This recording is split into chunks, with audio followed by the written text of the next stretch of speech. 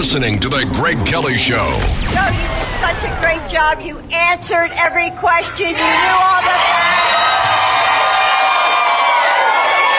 And let me ask the crowd, what did Trump do? Oh, boy. Oh, boy. Jill Biden denying reality, accusing Donald Trump of lying. Dr. Jill Biden. Well, folks, he's back. One of our favorite guests, Bill Stevenson. He was married to Jill Biden for a number of years back in the 1970s. Yeah, it's true. Bill Stevenson, welcome back. How are you, pal? Greg, I'm doing good. How are you today? Beautiful weather, huh? It is nice. Are you in Delaware right now? Yes, I am, sir. I'm in Delaware. I'm actually in my office, and I am about a mile and a half from the Biden house. Wow. It's a tiny state, that Delaware. How many counties? 3 counties. And it's funny you mention that because Joe Biden lost the southern county of Sussex, tied in the center county of Kent, and won in the county where Wilmington, Delaware is, where I live.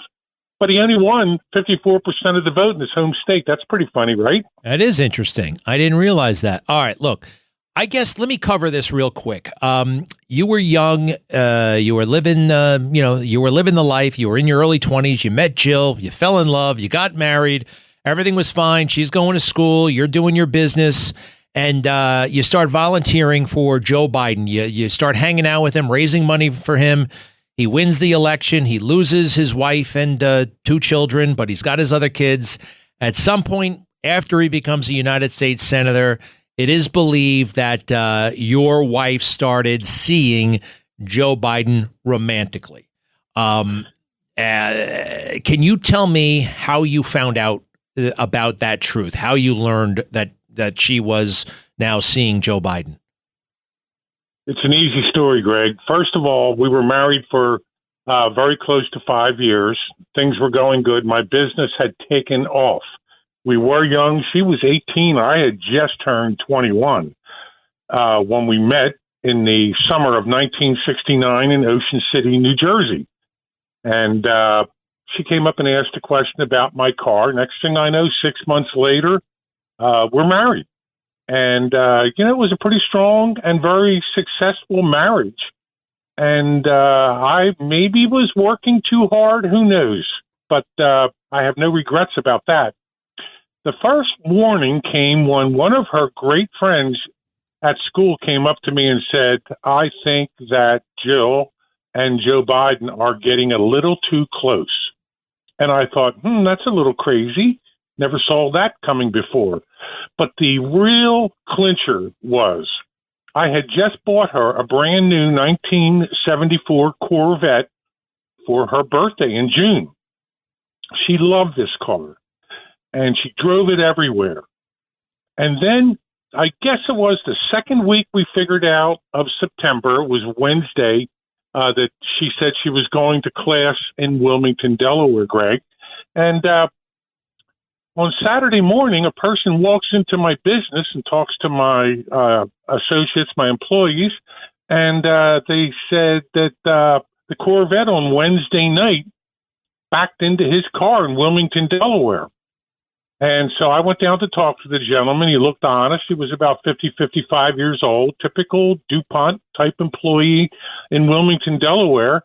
And he took me out front of my business, and he showed that he had this big Buick Electra, and that the back bumper had been pushed in where it actually did damage to the paint. And we're talking, and I'm thinking, wow, Jill's a pretty good driver. I can't believe she did this.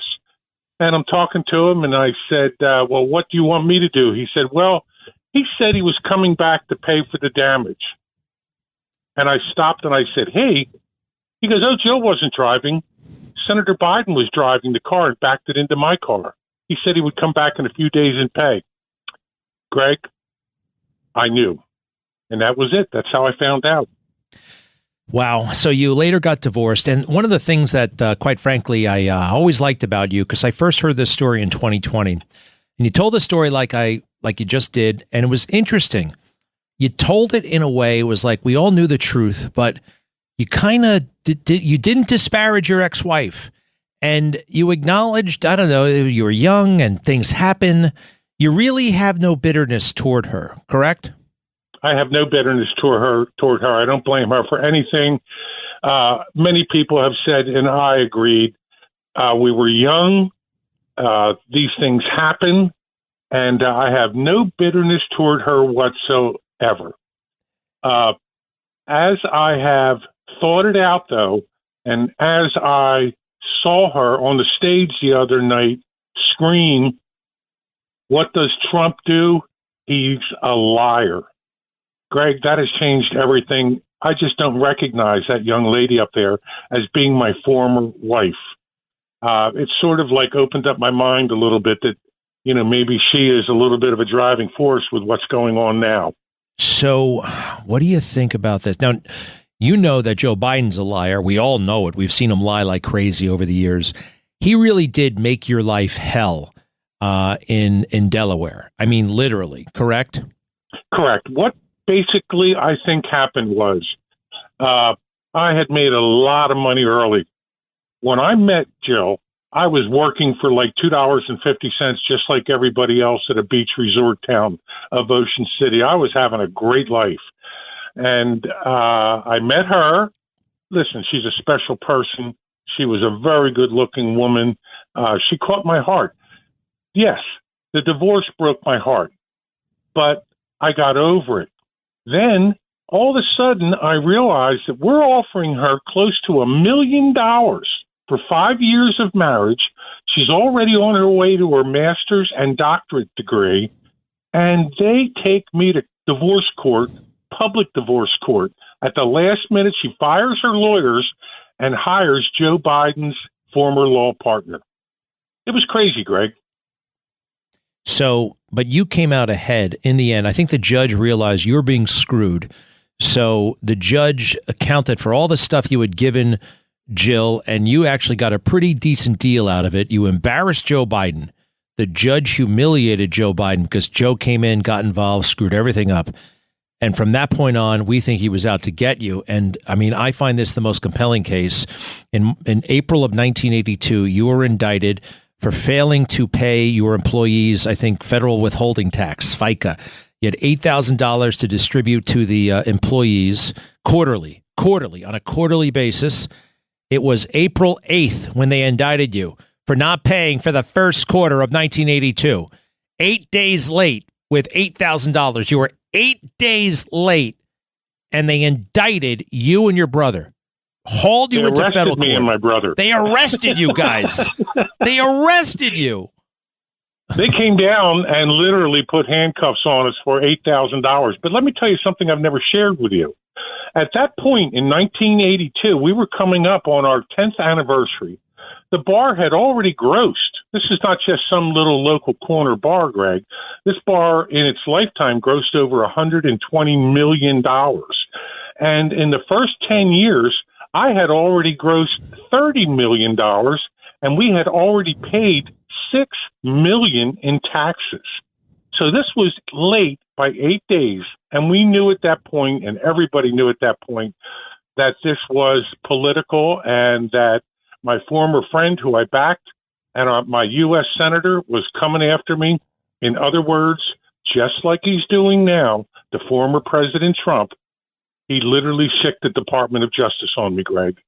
It's unbelievable. And for a pittance and for nothing. The check was in the mail. It is amazing. That's what's so ridiculous. I mean, everybody around here, it's so funny. The News Journal puts it on like, oh, my God, Bill Stevenson is late on $8,000 worth of taxes. And I'm going, what? I read the headlines, and it actually made me laugh out loud before it was even laugh out loud was funny. And the News Journal, speaking of, I wonder if they're going to rise to the occasion that they have hidden from. They know Joe Biden, but I guess they're intimidated, that whole truth to power crap, because you and I have been talking for, I don't know, almost a year, and we have documented your story. We told it. It's been picked up by the international press. And for some reason, the only newspaper in Delaware doesn't want to talk about it. And I think, just guessing here, it's a pretty interesting and, quite frankly, pretty juicy story as far as Delaware goes, right? You said something in the first sentence of this conversation. Delaware is a very small state. Delaware is a very small state. Everybody knows what everybody's doing anyway, regardless of the news journal, but they are the only game in town. They are the only major paper.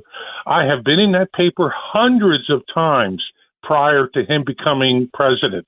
The minute I spoke out that I wasn't real happy with him becoming president, and I told the story that they're of the accident, and they have been so upset that I am positive that somebody had to contact the news journal and say, if you write anything about Bill Stevenson, we're not going to contribute any stories of the president to your paper. That had to happen, Greg, because it's been crickets.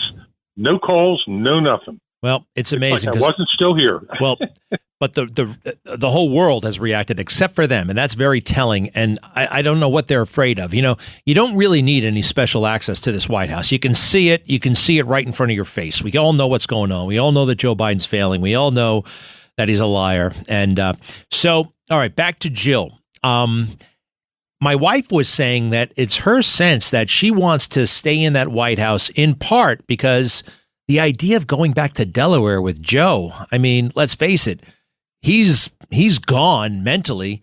She's got, she's like 70, whatever. I mean, she's still got it going on in a way.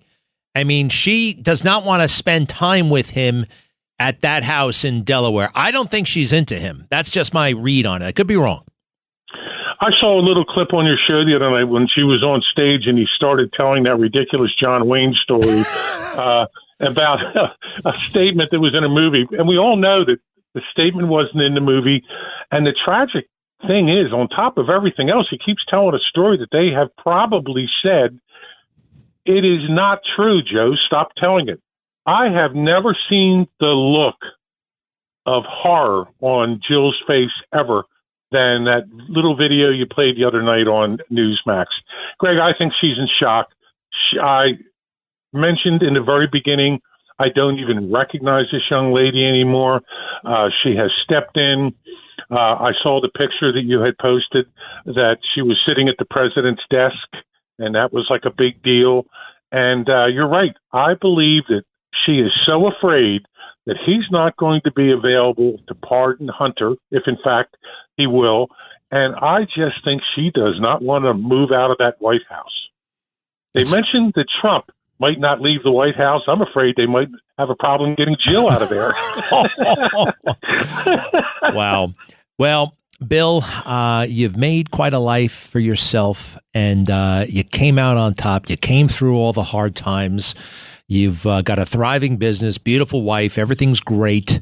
What are your final thoughts right now? What do you want to say? Well, my final thoughts are, why is she blaming former President Trump for all of the problems that Joe and she have created with their programs? It's not that I'm upset with her personally. Yes, I'm not a big fan of Joe Biden. He lied. He set me up.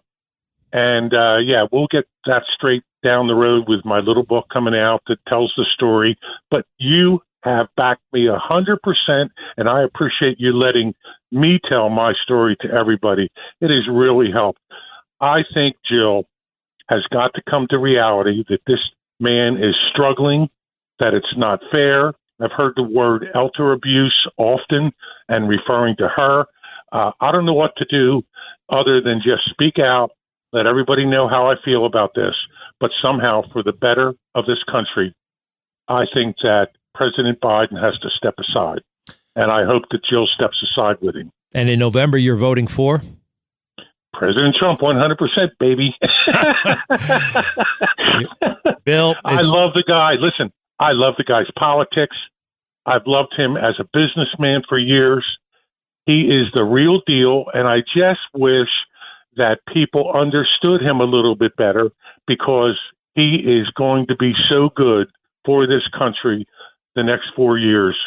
I pray that he is president of the United States, and I appreciate you, Greg. Thank you, Bill. And you guys have an amazing connection, an amazing connection, both hauled into court on fake crap because of Joe Biden, you and Donald Trump. It's quite a connection. Very interesting, very unique. Bill? I think God brought this little connection into my life when I realized, like a couple years ago, that Joe Biden is doing the exact same thing with the Federal Department of Justice. I mean, I hate to brag, but I'm a pretty popular guy down here in Delaware. I'm well known. I was named one of the 50 most influential people in Delaware over the last 50 years. With him, by the way, he was one of the other 50. And that's an honor that I cherish. So it's not like I'm not well known or not respected, but he used the Department of Justice on me 40 years ago, the exact same MO that he's using on former President Trump now. And as much as I can speak out, I'm going to in the next 4 months, because the people have to know what's going on. It happened before. It's happening now, Greg. Bill Stevenson, thank you. You are a winner. We look forward to your book. We'll have you back when it comes out. And Bill Stevenson, thanks for being with us.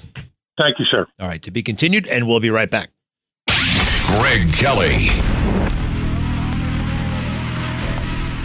Economists warn that massive tax hikes could devastate your IRA and 401k as the stock market braces for impact. I'm Larry Kudlow, and I urge you to fortify your savings with physical gold with my friends at Priority Gold. To learn how gold and silver can help diversify your savings, please call 1-800-405-GOLD or just visit PriorityGold.com to get a free gold information guide. That's 1-800-405-GOLD.